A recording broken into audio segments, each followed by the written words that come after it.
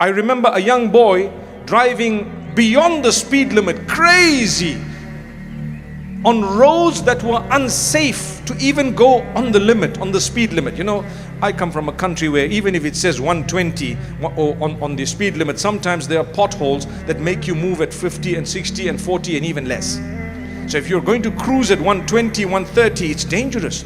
And you have a young boy with a beautiful motor vehicle trying to cruise at whatever high speeds.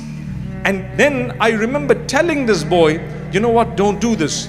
He told me, well, whatever's written is going to happen. Whatever's written is going to happen. I won't be harmed unless Allah has written the harm. Well, Allah may have written that you were foolish, so you harmed yourself.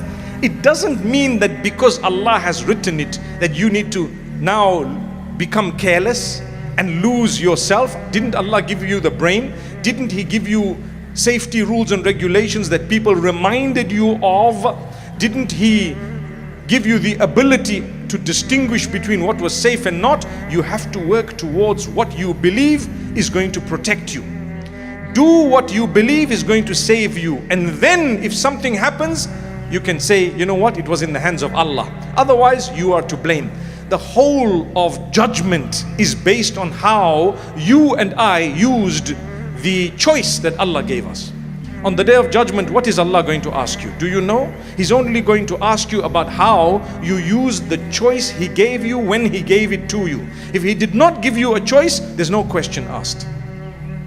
If suddenly the roof dropped and the earth opened and people died and something happened, Allah's not going to ask you, why did you die? Because you had no role to play. You were not given a choice. But when you have a choice and you committed suicide, you're going to be asked, why did you do that? You can't say, well, I was just thinking if it's my death, I'm going to go. And if it's not my death, I'm not going to go. So I decided to stab myself. Come on, come on, come on. You can't do that. May Allah Almighty grant us protection. So to protect yourself, you make dua to Allah. Like I said a minute ago, what did I say? May Allah grant us protection. Say Ameen. But you also need to apply your mind and the capacity given to you by Allah.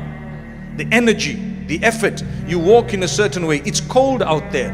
If I'm not wearing a jacket and I know I've got 1 mile to walk and I have a jacket and I leave it, who is to blame if you were to get ill and sick?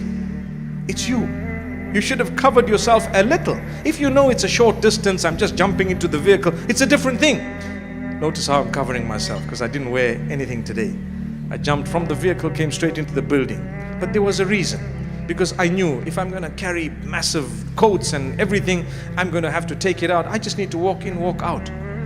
But if I were to walk a whole mile, I would have brought something so warm with me because Allah's given me the capacity and the energy and the ability. I can't blame Allah then to say, well, it's okay if I'm meant to be sick, I'll be sick. Can you say that? Some people do say these things. Well, if I'm meant to, then it will happen. No, no, no, no. If Allah gave you the capacity, He expects you to use that capacity. If Allah gave you the ability, He expects you to use that ability. That's what He's going to ask you about on the day of judgment. So we make dua, oh Allah, protect me. But with that, don't put yourself into a situation where you know you're going to be harmed.